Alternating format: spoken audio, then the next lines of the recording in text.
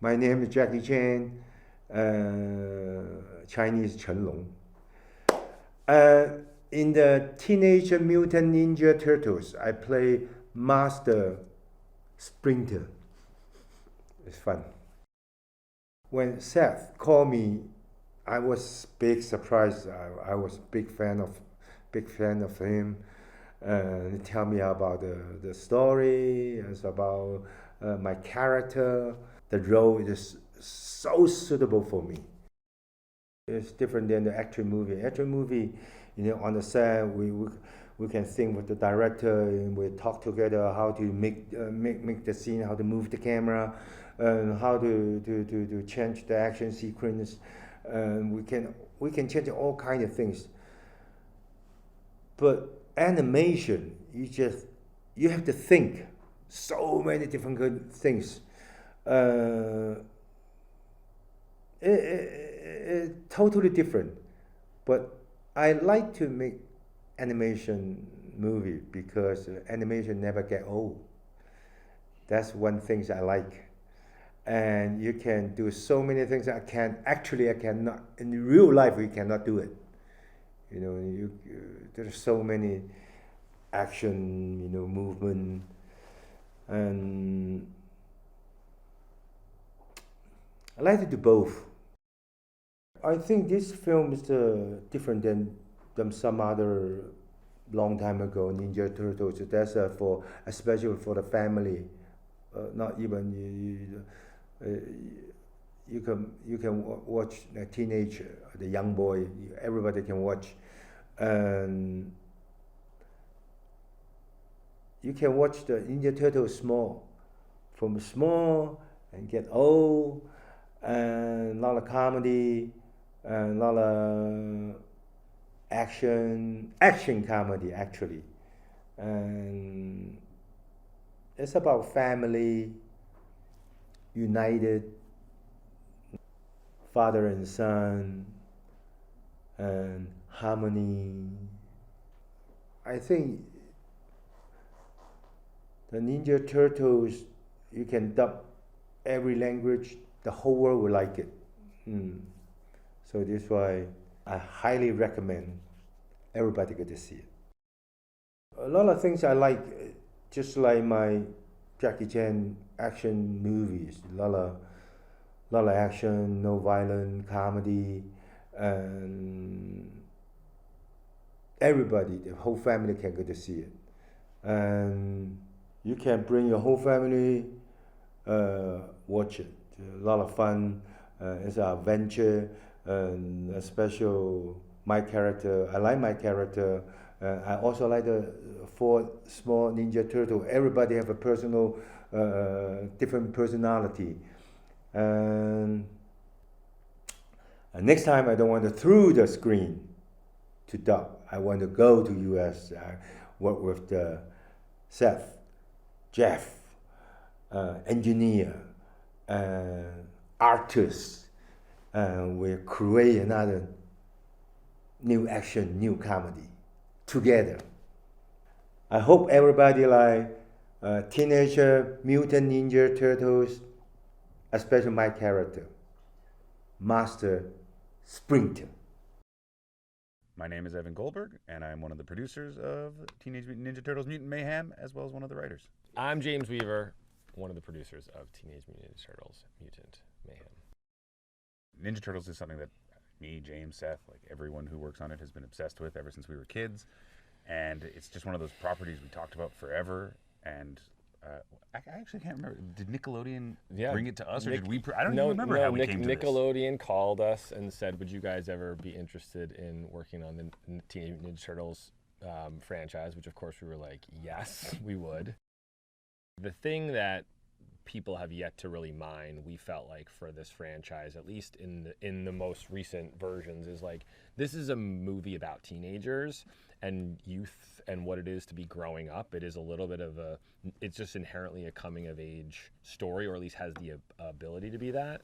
And I think that was the thing that Seth and Evan sort of clicked in right away. We're like, well, how do you do it the way that we would do it, and where can we bring to it? And I think it was you know, I'm sure you'll hear this a lot, but like just focusing on that teenage word a little bit and really making sure that we like mine that for all the things that you can, as well as just like that just feels like something that we have a real interest and excitement to tell stories from that point of view. The look's important, but even more important is probably the voices. Yeah. That like the actors are actually teens, and that was something that all of us felt very strongly about from the get-go. It was kind of like the guiding light for the whole project is like, let's get real teens, let's have them record together, let's have them actually have real conversations. Because like most people don't understand that animated films, like, well, they'll have someone come in and then someone come in 4 months later and they're having a conversation in the movie, but they've literally never met each other, and one of them's in London, one of them's in LA, and like we got 4 real teens in a room, and they were actually like some of the best moments in the whole movie, some of the biggest laughs are just the 4 of them riffing. The reason why we wanted Jeff Rowe so badly is because The Mitchells versus the Machines is a 10 out of 10 movie. It's just like unbelievable. The animation was so innovative and fun. It just like, that movie like took us all by surprise. Like we knew it was going to be good, but when we saw it, it just blew our minds, especially the animation. Like he really did something that he just never seen. He like had fun with it. He didn't like force himself to exist within like rules or try to make it look like our world. He was like, no, it's not. It's different, and things go out of the lines, and things are a little less perfect than most animation. Always tries to be like so perfect, and he just came at it with a new perspective. It probably is worth saying that like one of the things that will always make the Turtles, for as long as we get to work on, or anyone, it makes it an idea and characters that people connect to, is there is true clarity with each of them of like they are this kind of person, and not, you know, as like seeing how the guys could write with that in mind, that's an incredible like joke skill opportunity to use. It also like really allows us to like figure out how to emotionally connect. But like I think that's probably one of the real like core DNA things about the Ninja Turtle franchise is like, you know what kind of character in like one word each of these turtles is, and that allowed us to like, in terms of looking for like who can embody that in a modern way, in a way of like a 2023 movie. We really wanted at the core for it to be about these kids who just want to be accepted. They just want to do what normal kids do and go to high school. They want to have listen to music in the halls and be in the lunchroom and be in improv and be on the sports teams. They just want what every other kid has, and they can't have it. And everything is around that. Every single part of the film is just like the relationship with Splinter revolves around that too. He wants to protect them, but they just want to do what all the other kids do. And so, you know, even though we end up fighting a 70-story monster, it's just about being accepted and trying to be normal kids who get to do what normal kids get to do. And I think in the having a mirror of that in the villain plot and the sort of the villain emotional story of like watching what going for acceptance might be, what that might look like if you go too far, I think was one of the things the guys cracked from a storytelling standpoint of like, you know, being accepted is a very classic teenage sort of emotional thing that you're dealing with, and then how do you play that out against the villain that you're trying to fight. And I think one of the things that that Jeff and Seth and Evan sort of came up with was like, well, what if the person that they're fighting is also trying to be accepted? They're just going about it from a completely different sort of way, and then how that might actually throw your sort of whole idea of like who I am off. I think the reason why the Turtles just keep working decade after decade after decade is very simple. It's you and your buddies. It's you and your brothers. It's you and your sister and your brother. Like, it just seems like people you know, and you can easily be one of them. Like, anyone is one of these guys pretty much. There's not like a goth one. I guess if they had a goth one, everyone could identify with something. But almost everyone can identify with one of these guys. And just like, especially in our version where we have these actual teenagers improvising together, like it truly is like identical to moments I experienced in high school. And I think, yeah, it's just that like everyone can see themselves, but even more importantly, you can see your friends or siblings and you in that. Seth and I are just obsessed with Jackie Chan. We've been watching Jackie Chan movies since Rumble in the Bronx came out, which introduced us to him pretty much. We've just been obsessed. We think that he has the greatest comedic timing of anyone, maybe like Buster Keaton in him and Charlie Chaplin. He just like figured out a way to make things visually hysterical and thrilling. And that is like a very, very unique thing that he has mastered well beyond anybody. And considering this is like an animated martial arts comedy, it just like couldn't have been more perfect to have him in the role. And we didn't actually think of him right away because it just didn't even seem like possible. Didn't seem like possible. how, like what? And then I think we were like, but there's one person who would obviously be like the biggest, coolest idea, but they'll never do it. And then we made the call, and it was like he'd like to look at the script and consider doing it. And I think we all were sort of freaking out, like, oh, and then it was like, how are we gonna blow this? Like, we were certain, like, oh, we'll say something, or there'll be some joke that we pitch, and he'll be like, oh, I never want to talk to you again, and please go away. And then all of a sudden it was like, he signed, we're doing a record. And the records were always super early in the morning. So kudos, especially to Seth and Jeff, who ran those mostly. But like they would be up like at like 5 a.m. and they're riffing with Jackie Chan, and he's doing their, you know, the lines that are written. The like he was coming up with like funny ideas. And he was like a dream. Like he's like, do you have what you need? Do you want me to do it again? When he came in, we were all very excited, of course. And me and Seth and James have met him before. So our initial starstruckness was not there. We were just ready to rock, and we were like, let's do this thing. But you forget that he is like a master of words. Like he is a rapper. This is what he does. And like he just went like 0 to 60, stayed at 60 the whole time, like bam, bam, bam, bam. And he'd be like, I got an idea. Let's do it again. Like I've never seen someone take less breaks and deliver more faster. Like he delivered. Like, if you know how much time he recorded in total for how much he's in the film, it's astounding. Yeah. Like, he just nailed, like, most of his lines he got on the first try, which is just never the case. We went through a lot of ideas for who April could be. I think that Jeff very early on had a very strong take on the design of the character. Like he really had some interesting thoughts about like how April should sort of be, should be in the movie. Io was able to do both this dramatic sort of is an incredible actor, but she's really funny. I mean, she's just a genuine comedian. So when she came in red, it was clearly that it was so obvious it was her. I think people can expect an awesome teenage comedy at the center of it all, and then you just layer a bunch of ninja action on top of that, and mutants. Those three things. I think we made as funny a movie as we've ever made that also has like an incredibly great action element to it. And I'm just excited I can show my child a movie I've made finally. So frankly, this is all for my son. Hi, I'm Yashar Kassai. I'm the production designer on Teenage Mutant Ninja Turtles Mutant Mayhem. I am Jeff Rowe, and I'm the director on Teenage Mutant Ninja Turtles Mutant Mayhem. A production designer's job is to take the vision and inspiration material of a director and then turn that into the look of a film, the final look of the frame. So a production designer will lead a team of artists to design everything from environments, sets, props, characters even sometimes, and tie all that together. Basically, your director, in this case, Jeff, gives me a directive for the visual style that he's imagining based off like mood boards and inspirational photography or imagery. And then it's my job to try and turn that into the look of a film, like its environments, its characters, and everything else. And the difference between that and live action is that you have to build it all from the ground up. Like nothing, you don't get anything for free. You can't just put a camera on something and have it be there. So you build everything from scratch.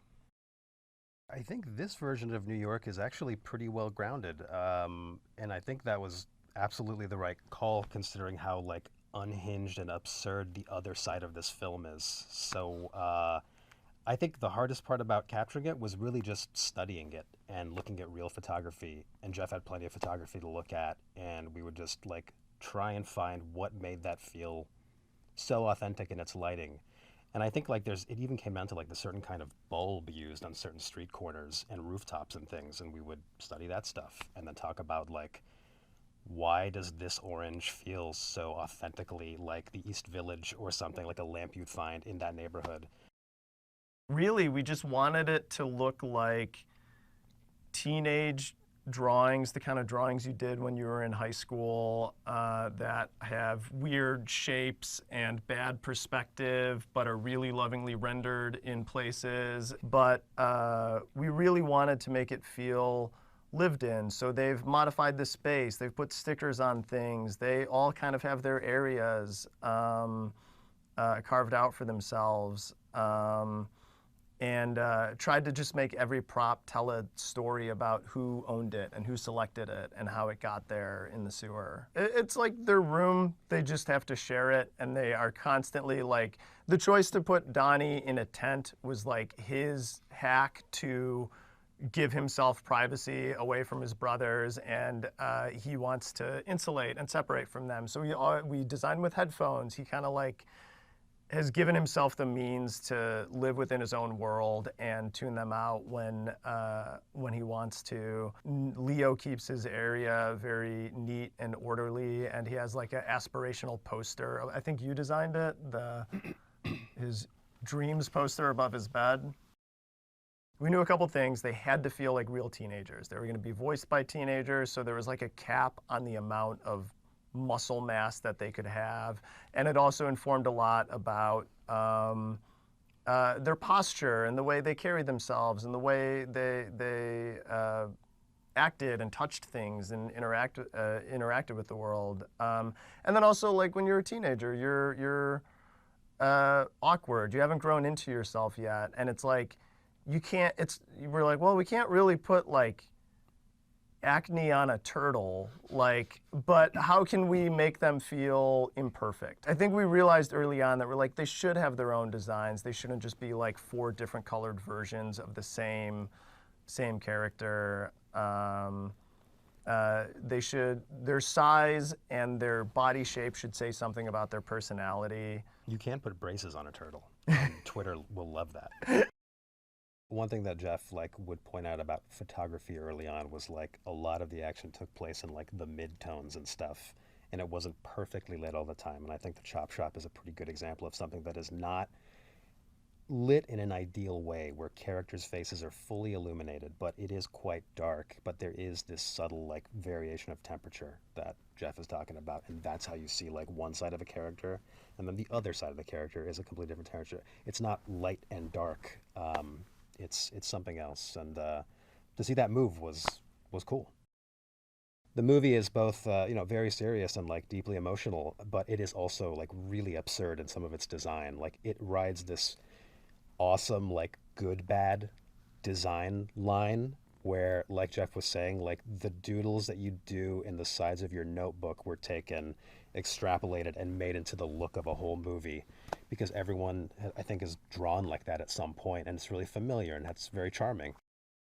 I loved the Ninja Turtles. It was the first thing I was ever a fan of. I remember being 4 years old and wanting all of the toys, and I remember those toys and how much love was put into their designs and the props and the package art, and everything about it was funny and weird and told a story, and I loved it. So it's I have such nostalgia for it. And then I love Seth and Evan's work. I love their films. It's so funny. I love coming of age stories. I love high school movies. It was a lot of, when I heard that they were looking for a director for it, I was like, that sounds like a dream project. I would kill to do that.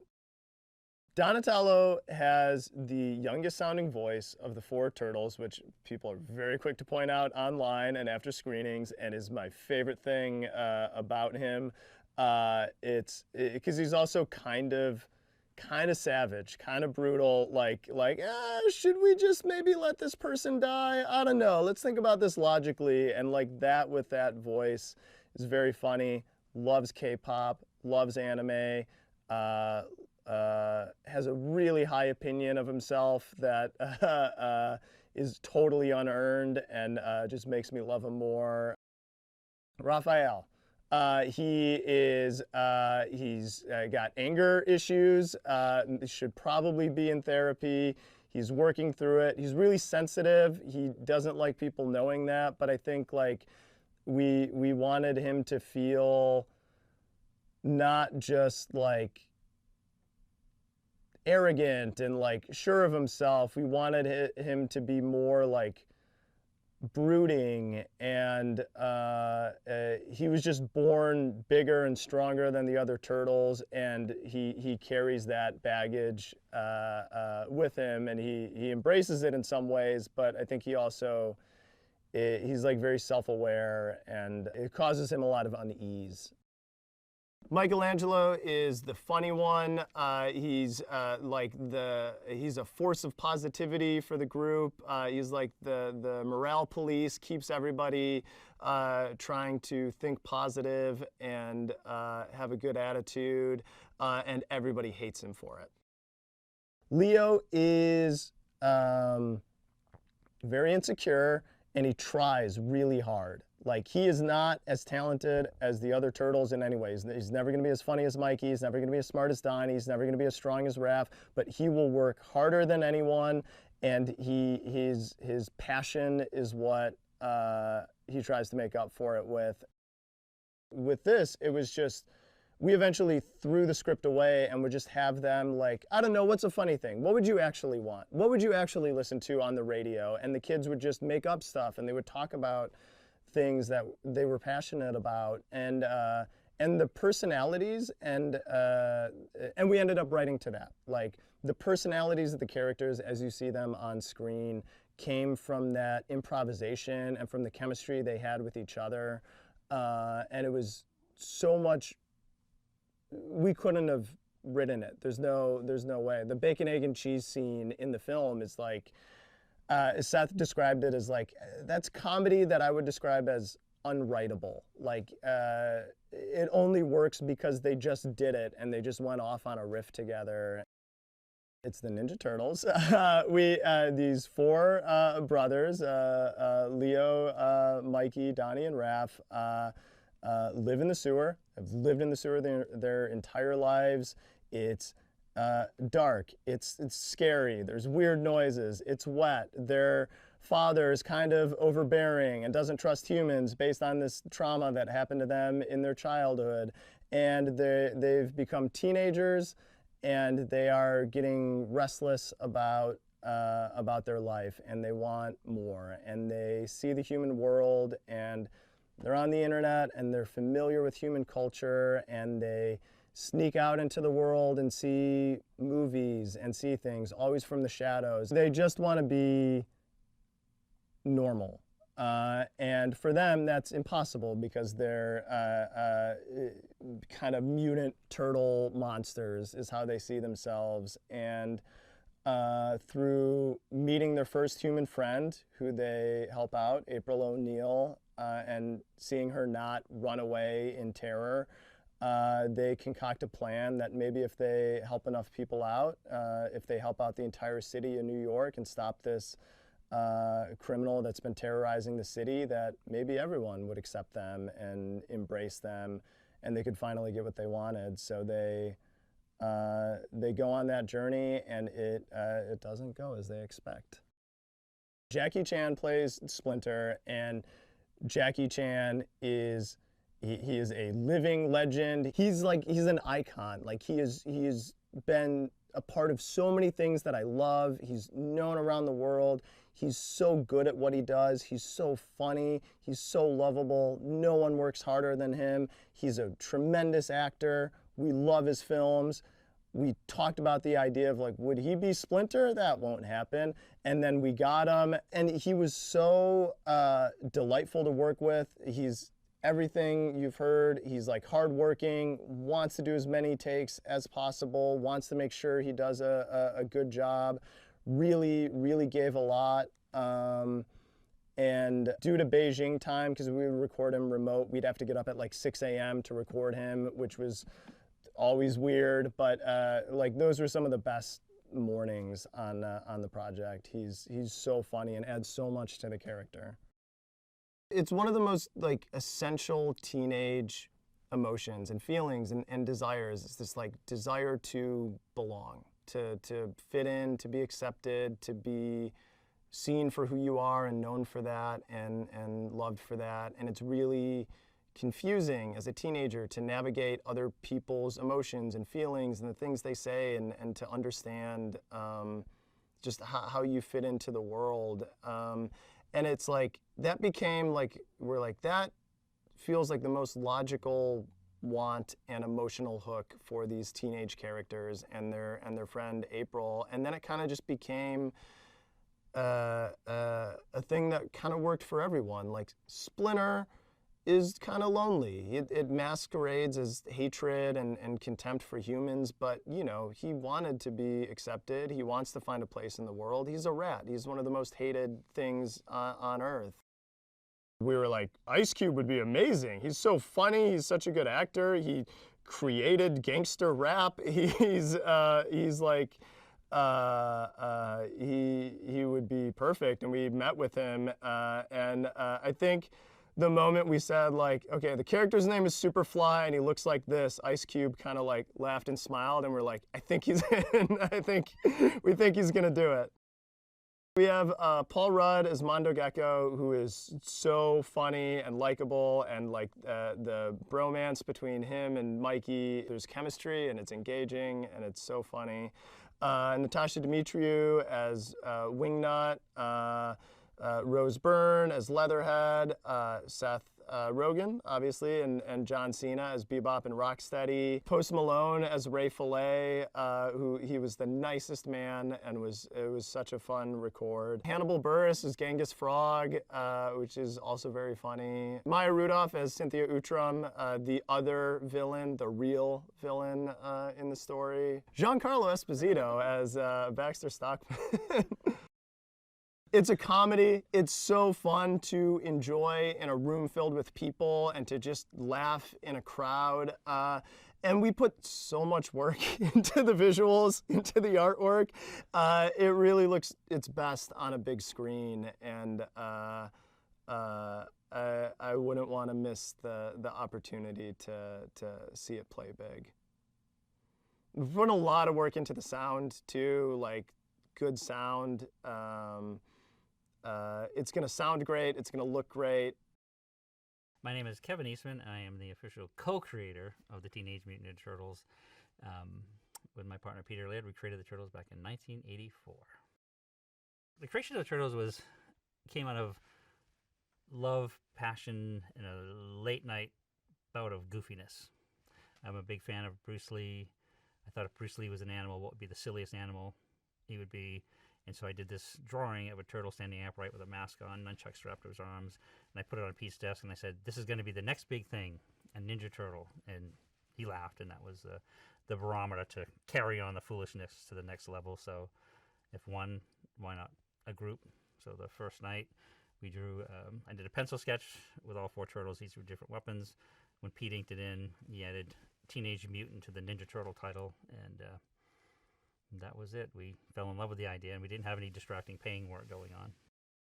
The evolution of the names of the turtles really came out of the same kind of silliness that we approached the title.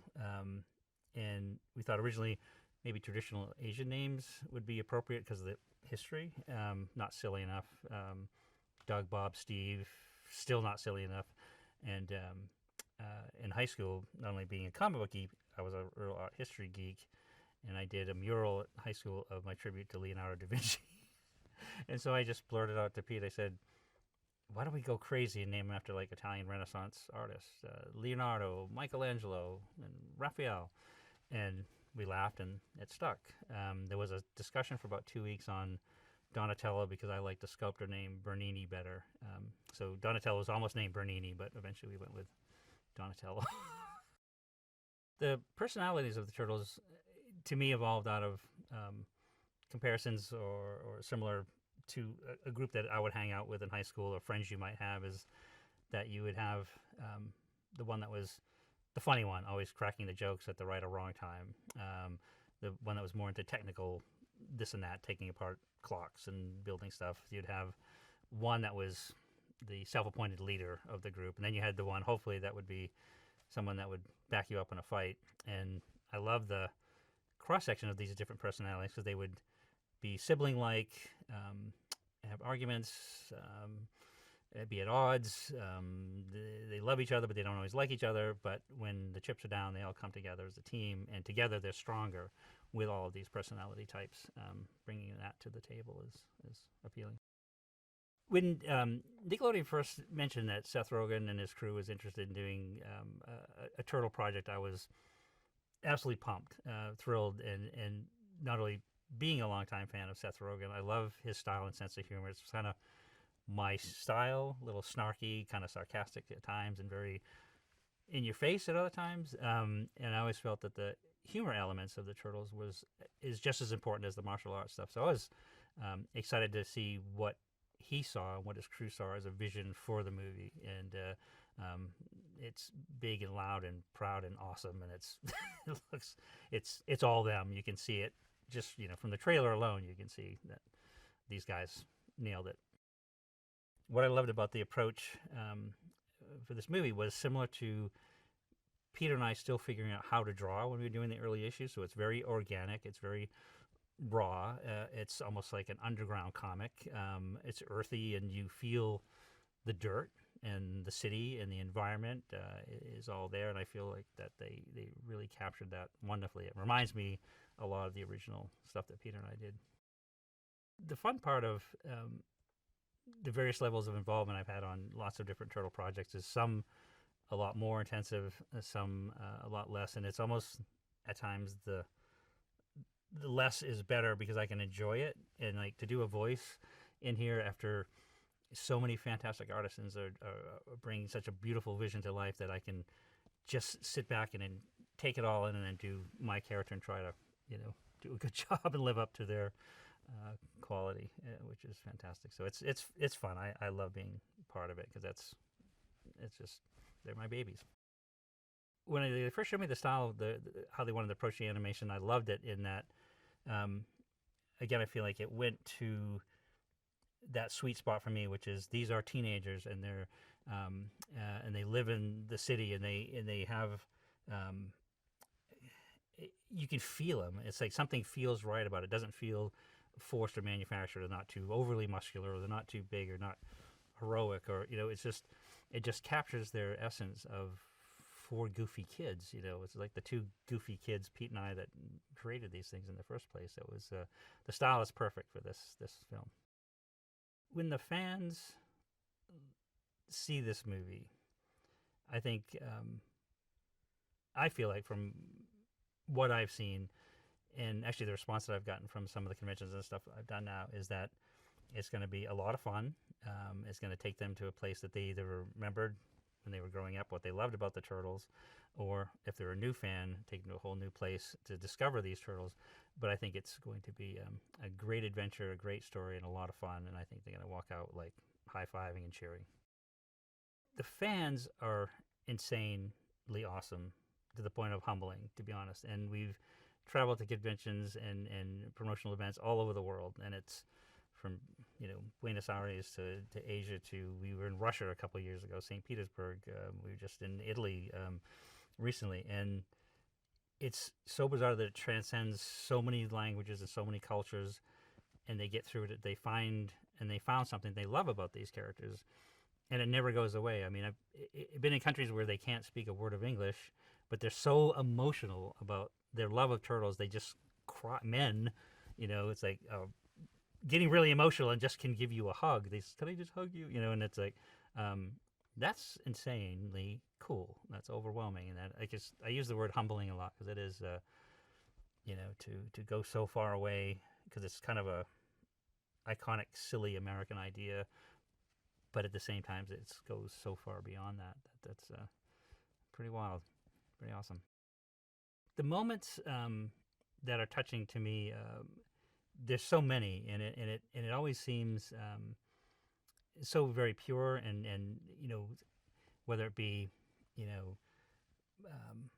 I love the turtle so much I wore the same Halloween costume for 3 years in a row, or the parent saying I gave them turtle pajamas, they wore them till they rotted off, to I had a really tough childhood and the turtles helped me get through that. So when I saw what they had to go through and that they still remained as a family and remained strong, and that helped them get through a tough time, and that's when it hits you emotionally. And that in those kind of moments of realizing that you've created something that means so much, even if it's just like, always loved them, always will, haha, that's great, to holy smokes, this really was a personal thing for them, and it's very important to them in their life, and that's pretty wild. The spectrum is big and all awesome. I'm Micah Abbey, and I play Donatello, or Donnie, in Teenage Mutant Ninja Turtles Mutant Mayhem. I do feel a connection with Donnie because I'm into tech, I'm into sort of like nerdy stuff, but yeah, I definitely feel a connection with Donnie. I was a fan of Donnie, but I was also a fan of Raph because like red's my favorite color, so I'm a little jealous of Brady, but I definitely do. I do feel a greater connection with Donnie now. Compared to live action, it's kind of similar in the fact that we filmed this like together as a cast. Like we didn't just film it like one by one unless it was for pickups. But compared to live action, you're always trying to put on this personality. But I felt like in this scenario, and maybe it's because of the character too, but I really could be myself, and I was able to just, and I made a connection with the people I was working with because I was constantly filming with them instead of filming one-on-one. That's a very unique style from what I've heard, because this is my first thing, but compared to other voiceover movies or voiceover TV shows, you usually just film by yourself in a room with the director and the producers. But in this one specifically, they made sure that all 4 turtles were either on a Zoom call or all together in LA filming together, or whether it was with us and the villains or just us by ourselves, it was always with the other 4 turtles to make sure we had that energy that was we were constantly bouncing off each other. Oh, when we get together, like in the studio, it's all jokes. Like my mom was asking me, she was like, "Are you guys actually working? Because it just sounds like you guys are just screwing around." We were just having fun. Like it doesn't even feel like work to me because I'm just going in a room, reading off lines off a page and just messing around with friends. We're not even going directly off the script because they encouraged us to improv a lot. So we were just making our own jokes and adding things that we felt like would fit. And if I said something, then Brady thought he could add something, and then Shimon would add something, and then Nicolas would add something, and it would just keep on making it funnier and funnier.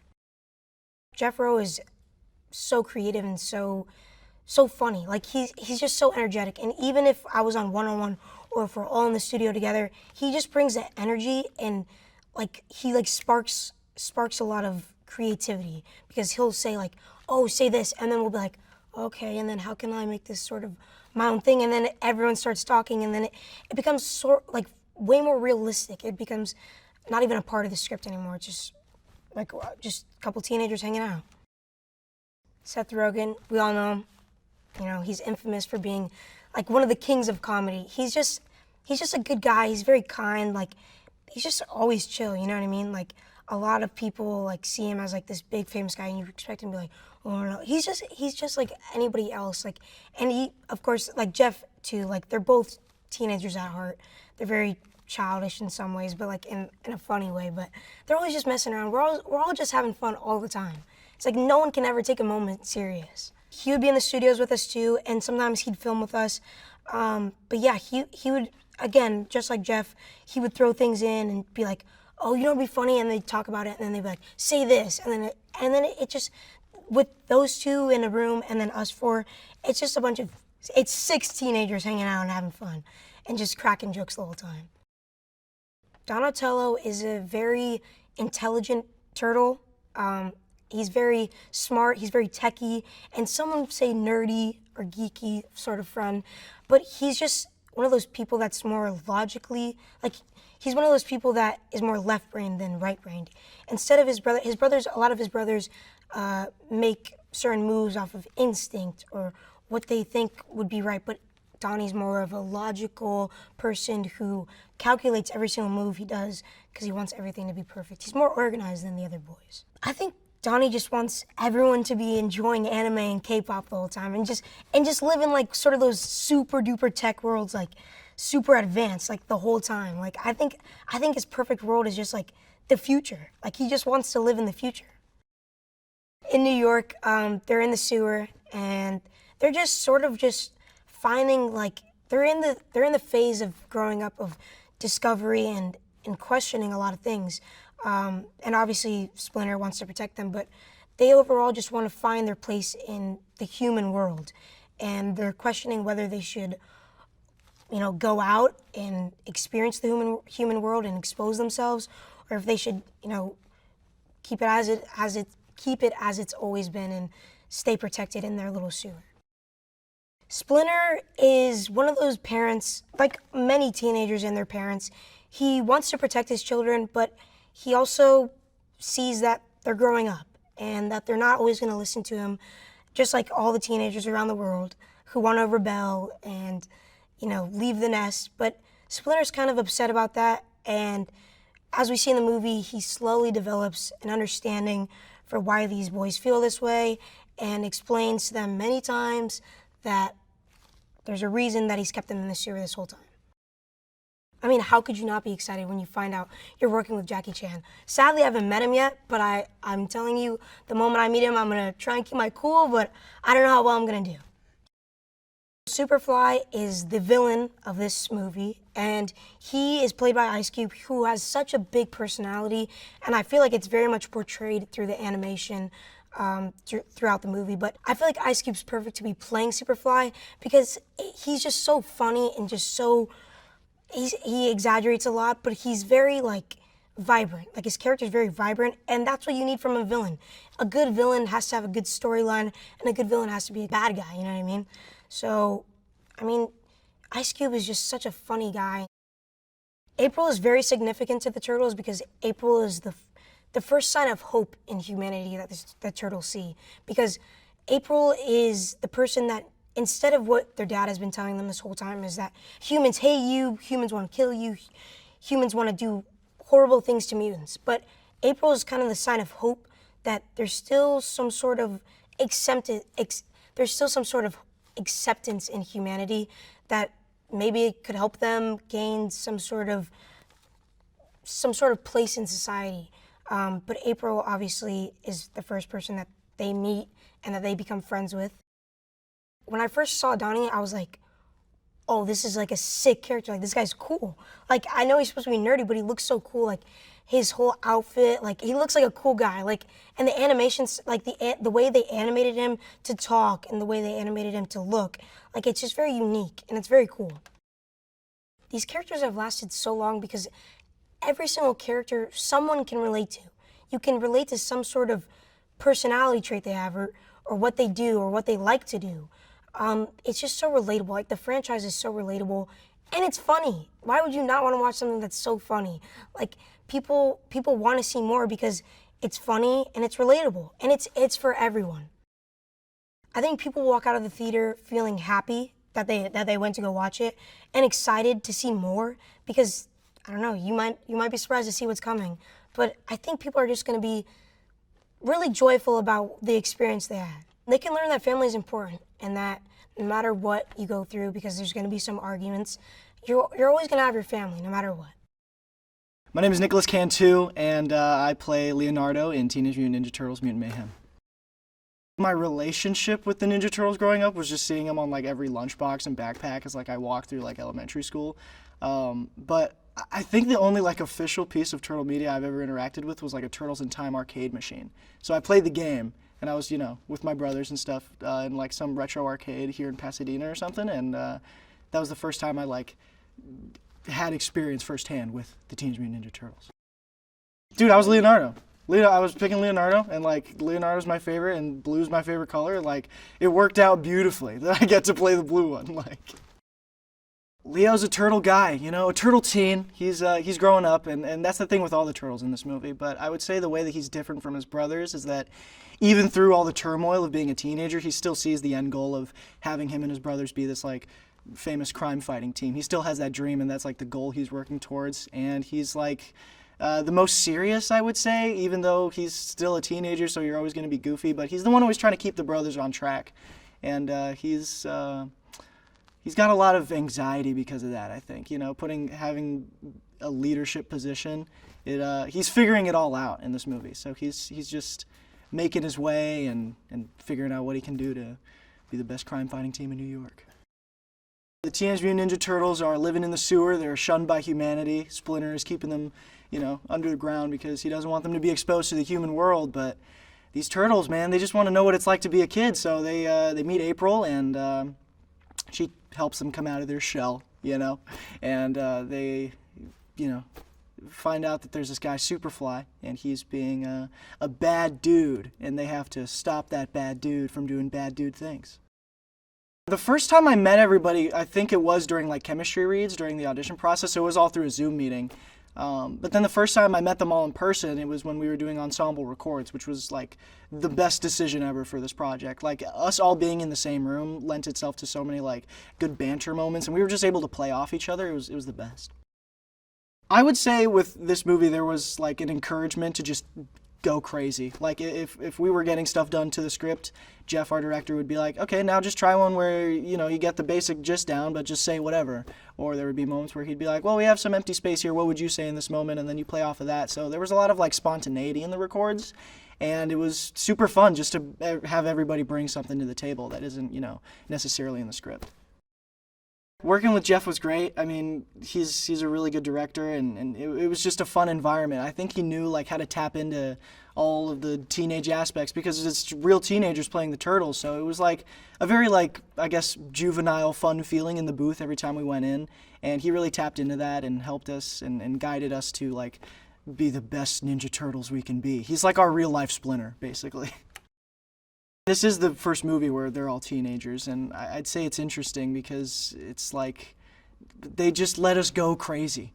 Like you'd think they'd be like, okay, so all the Teenage Mutant Ninja Turtles are teenagers, but we have a whole like group of adults like telling you how to be teenagers. No, they just let us be teenagers. Like they would just pick up random things that we would say, even like when we're not recording. Like Jeff would overhear us like, you know, crack a joke to one another. He'd be like, what was that? What did you just say? Riz? Use that in the movie. What was that? Explain it to me and then let's use it.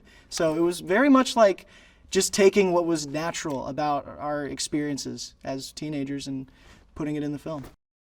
It was a dream come true to work with Seth. I mean, I'm a huge fan of Superbad. I think that's one of like the funniest movies ever. I love that movie so much. And it was honestly kind of like surreal working with him and having him just be like, try this now. And like, you know, it's Seth Rogen talking to you and he's doing the laugh and you're like, what the, like, oh my God, that's crazy.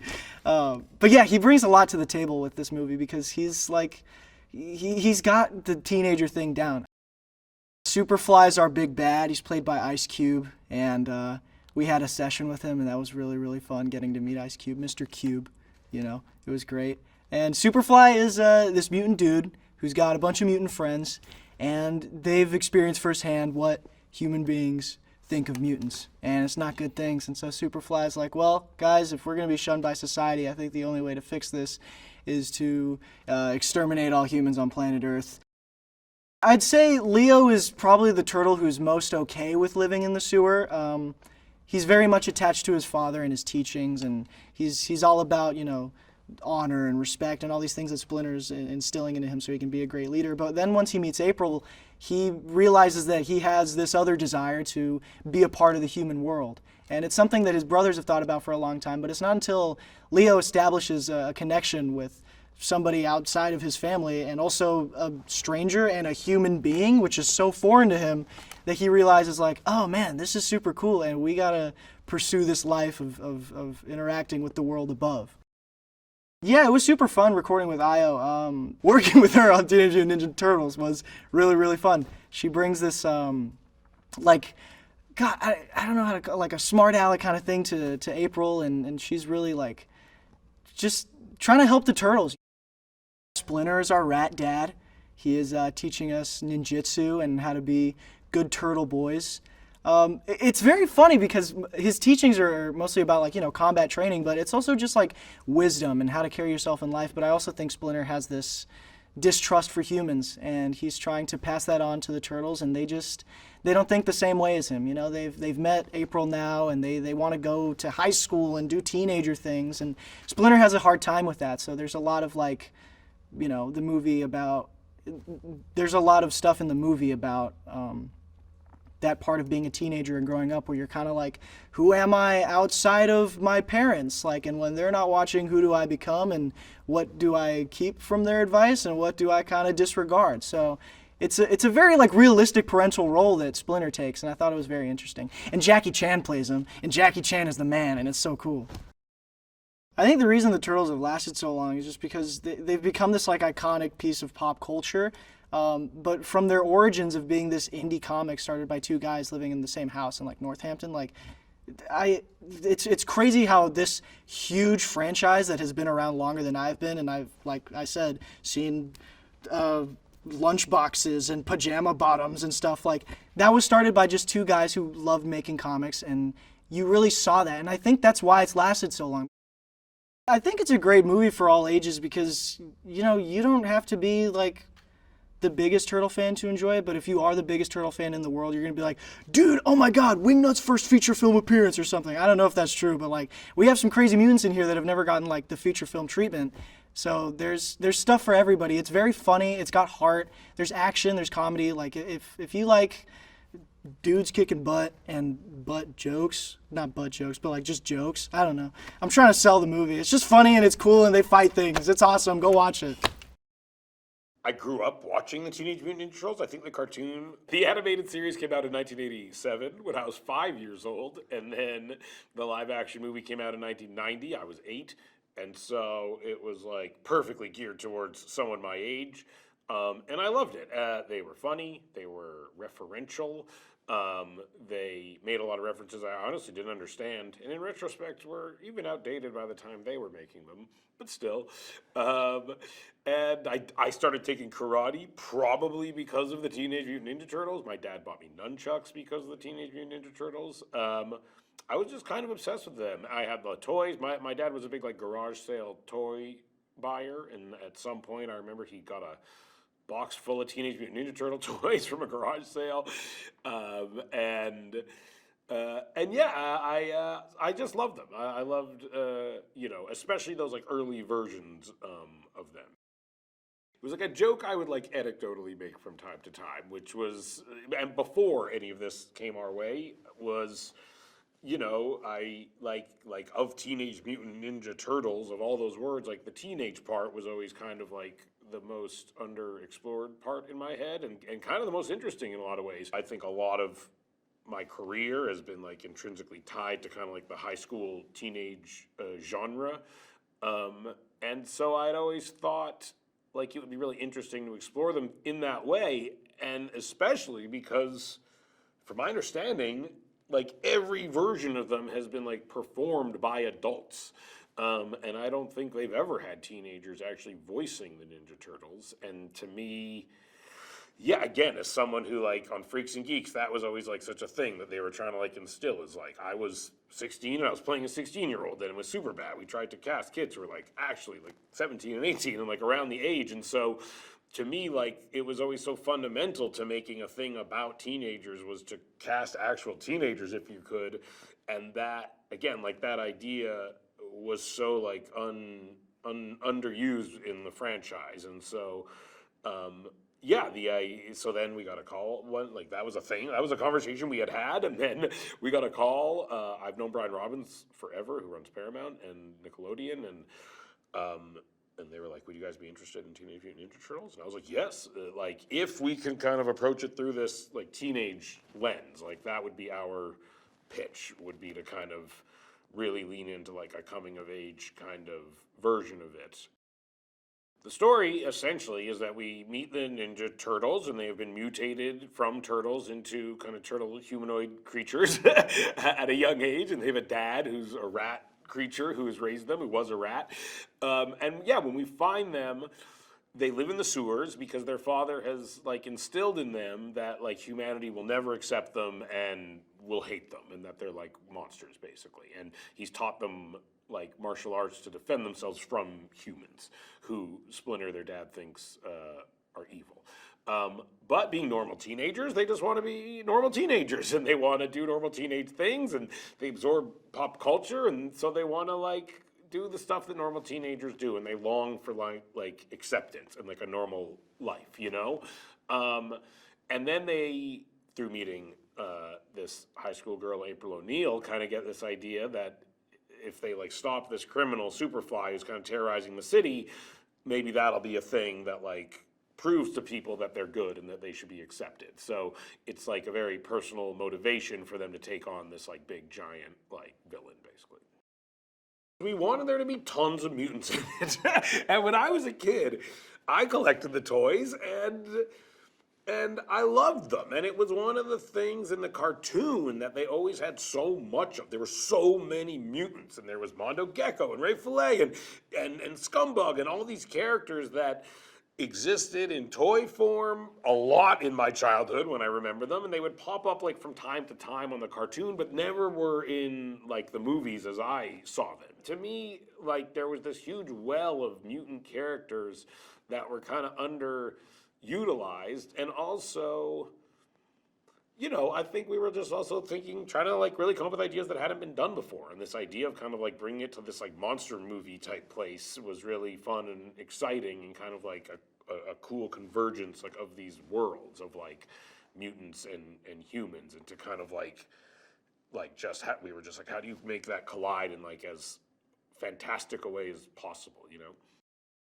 When you're creating a new villain, especially for the first movie, it can be a good way to separate yourself instantly from the other versions of Ninja Turtles. But it is inspired by a villain that is in the original animated series. But this idea of kind of like building out our own mythology a little bit, and instantly kind of saying like it's not exactly the version of this that has existed in previous versions, you know, and we're trying to contribute and come up with new like things to it. That was a fun idea to us, but it's also directly inspired and built off of things that if you're a fan of Ninja Turtles, you like instantly will recognize. And so yeah, to us that was like a cool way in. Jeff's been amazing, and I've now been working very closely with him for like 4 years or something like that, I think. A very long time. 3 years, maybe 3.5 years. Yeah, you know, it's funny looking back how little like you know, how lucky we got, because we just met. None of these movies, Mitchell vs. Machines, had not come out when we hired Jeff originally, and we really like worked very closely with him. And me and him did a lot of writing together, and the development of the look of the movie actually like informed the plot and story of the movie in a lot of the ways. And one of the things we had talked about was like this teenage element, and as he was developing like the look of the animation, that was something that he really like took to heart and started to lean into a lot, was this kind of like wild, like, you know, like scribbled in the back of a notebook, like animation style that was also like directly inspired by like a teenage mentality in a lot of ways. And then what was cool is we started to see that stuff come to life, and it was so cool and original and exciting that and we were writing the movie at the same time, and honestly, like where my head started to go was just like, what do I want to see happen in this animation style? Like, and that was part of also the reasoning for adding even more mutants and more monsters, is like the designs were just so cool and fun. We were just like selfishly just like, I want to see more of this. Like what else can they do in this style? This world was created that really feels like the concept art and has the energy of the concept art. And to me, when I'm watching it, I'm like constantly like rediscovering how cool it looks, you know, which is great. My first desire was to have the kids record at the same time. And that was like a thought I had, was like, we should just try to have them all in there together. And it was going fine, I remember, the first day. And then I remember like we took a break and we were in the recording studio, and they were all in the recording studio we were in. They had like this tiny little banquette, like a booth, like a little tiny booth, like a restaurant booth. And they were all four of them like crammed into this booth, and they were just like, bah, bah, bah, bah, oh, you did this shot, oh yeah, bah, bah, bah, bah, bah. That's what you like, you eat that, oh my God, gross, eat that. And it was like, and I remember like going in to get a coffee or something and seeing them in there and being like, oh, like that is funnier than anything we've done in the last like 2 hours. Like just them like talking and actually being themselves, just like going at each other and trying to interrupt each other and all that stuff. It was so funny. And I remember going back to Jeff and being like, this is what we have to do. Like that energy they have is like, that's what we have to capture. And it's honestly so hard. Like these recordings are not set up to have people overlapping each other and talking at the same time. And like it is not how it's designed. And it took us several sessions to like build a situation where they could actually like fully interact in the way that they would. They come on screen, and I feel like within 15 seconds the audience is like, they're teenage boys. Like, and you don't see them as like these turtle things anymore. You're instantly like, oh, they're just teenagers. And like that's kind of like the best part of like why the movie works in a lot of ways, is you feel like you know them, and they're just like regular guys, so you're like rooting for them, and they're very sympathetic because of that, and like you really want them to be accepted, and you want people to see them the way you as the audience see them, and you're like, I love these guys. I think Lauren, my wife, was the one who suggested Jackie Chan, and I think like it was an idea that like I dare not even have thought of. Like, and she knows I'm obsessed with Jackie Chan, and she, I imagine, suggested it because she was sitting next to me like on the couch as I was like watching like my 500th Jackie Chan movie over the months, you know, of the pandemic, and like literally I don't think I've seen every Jackie Chan movie because there's a lot of them, but I've seen, I'd say, almost all of them, you know, and I truly think he's like the greatest living comedian, you know, and I think like he's like a marvel. Like I put him in the category of like Buster Keaton or like Charlie Chaplin. Like he is not only funny, but he is like physically capable of things that are like elusive to most, you know? And then the idea of Jackie Chan came up, and it was like, oh my God, that would just be absolutely perfect. And it did seem like a real long shot, but he said yes. And he recorded all of his stuff over Zoom, and I sat in on every one of the recording sessions, and I would wake up at 4 a.m. and it would be, and I'd be so excited when the alarm went off. And it was really a dream come true, honestly. And the fact that I like got to work with him at all, and as soon as he started, we were like, this is perfect. Like, he's so good, it's so amazing. Yeah, it's so paternal. It's like stern, but funny and sweet and vulnerable. But he has kind of like an instructive presence to him, but he also is, very warm. And it's like, I mean, it's one of those things where after you hear him do it, you're like, oh, there's nobody else that could have done that. I only play warthog type creatures. I thought the idea of me being I had this funny idea of like Bebop and Rocksteady being two like angry like New York like bros was like a funny idea. I love John Cena, and so whether I was Bebop or Rocksteady was ultimately somewhat interchangeable in my head. But the idea of being a part of the Bebop and Rocksteady team with John was something I knew that I wanted. I know Post Malone, and we had this joke, weirdly, that Ray Fillet sings his, like, that was just like a joke we thought was funny, was that Ray Fillet just likes to sing the words Ray Fillet, maybe because they rhyme, so inherently it sounds like a song a little bit. And we always had, like, I think it was Jeff or someone doing the temp singing, of just like, Ray Fillet, and it was just always silly, it made us laugh. And then one day we were like, maybe we get Post Malone to actually sing this. And he said yes, and it was a really fun recording session. I think actually in the cartoons, Leatherhead is like a New Orleans, like alligator, but we made we remade Leatherhead into a Australian crocodile, I think, which was just funny to me. And I inherently, honestly, think Australian accents are funny, big. That's where I stand on that, and I'm good friends with Rose and think she's hilarious, and also just the idea of Rose being that big funny crocodile creature was just super funny to me, honestly.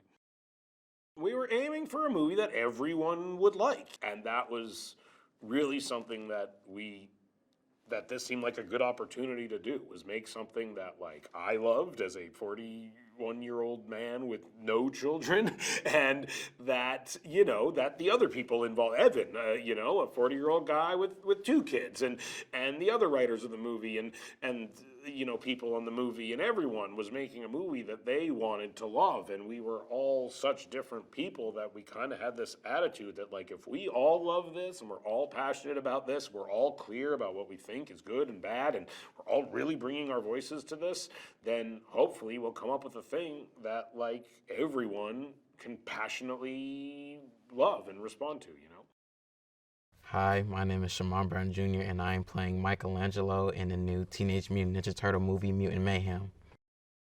I think it definitely has that, just because for a modern day movie, to have modern day teens, I think you need that to fully pull off this kind of film, and we did that. Typical day, early, chaotic, but fun. we were always cracking jokes whenever we had breaks and even in the middle of takes. So the whole movie, it was just overall authentic brotherly love. In the time that I've known these guys, it's just been amazing and incredible. And a lot of people don't get to, be in the same booth together, and to have 4 teenagers is kind of crazy, but it's also fun at the same time. We improvise I'm not gonna say how much of the movie, but we improvised a lot of the movie, and we were I think they were just excited to hear our input on certain things. Like, we would change certain lines up. We gave them ideas of modern day things. I can't say too much, but it's definitely a lot of modern day Easter eggs hidden in the movie, and that came from us and a mixture of them as well. Seth was cool. I was nervous though, because it's just it's Seth Rogen. So I was nervous, but meeting him, he was super cool, super chill all the time, hearing his laugh and everything like that. I think that got me to laughing for the first time, because sometimes you think the laugh is fake, but the laugh is real. The laugh is real. So, but he was just an amazing.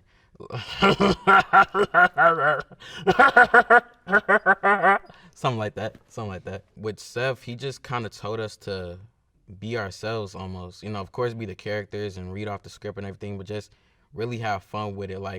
That's the reason we kind of went off script so much, because Seth was super open to us and our ideas. We would add certain things, and he loved it. He was super open to it, so shout out to Seth for that. Mikey is the youngest brother out of the 4.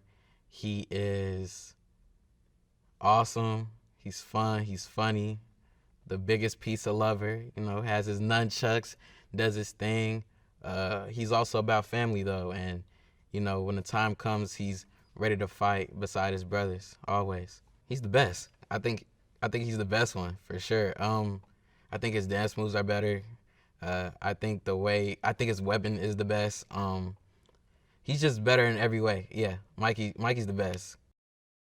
We find the turtles in New York, of course, and the kids, they are trying to be teenagers as much as they can in the shadows in the night, on rooftops and stuff, going on fun little runs and stuff. And then they run into April, and they tell her about their lives, and they are trying to go to high school. It's a lot, but also trying to fight crime at the same time. It's crazy. But overall, it's just a movie about family. You see the growth in the turtles from the beginning to the end of the film, and I think it's just a beautiful body of work. Splinter is obviously wise, and he can be laid back, but he can kind of be strict at times because he wants to protect his sons. He comes from a good place, but sometimes, the boys feel like he's pushing a bit too hard.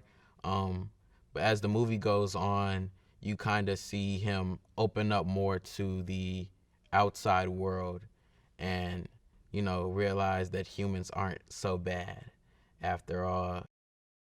April is the turtles' first human friend that they've ever met and made, and she's super chill. She's almost like a big sister to the turtles, but we have Leo having a crush on her. But it's just the turtles, just she's super cool. It's kind of like their first insight to the human world, so they're super curious. They want to know what it's like. They want to know if people will accept them, and April is just that portal, that gateway into a world that they never knew before.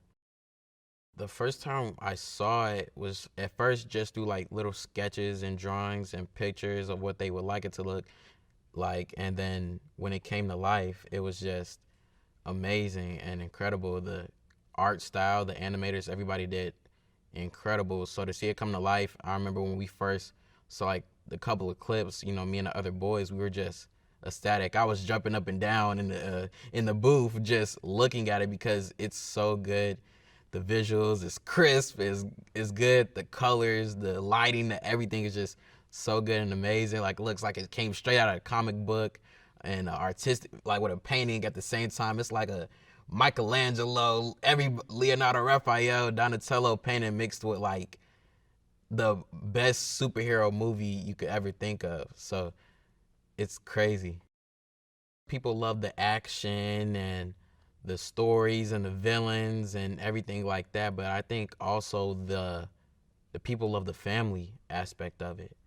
You know, just four brothers trying to make it in a world they're not really familiar with, but trying to. The relationship with the dad. I think a lot of people can relate to kind of feeling like an outsider at times, but, you know, still having those people you can rely on at the end of the day. The mixture between the legacy of the Turtles mixed with the nuance of teenagers playing teenagers for the first time. So it's like you get the best of both worlds. You get the nostalgic feeling because we have things mentioned from past films that we continue on now, and we have new things that the kids will get. We have a little bit of everything for everybody. So I think that's incredible. The message that the Turtles give is like family, powerful, you know, being true to who you are, being comfortable, knowing that you're not alone, and that you can do anything that you put your mind to, you know, over time and with hard work and dedication.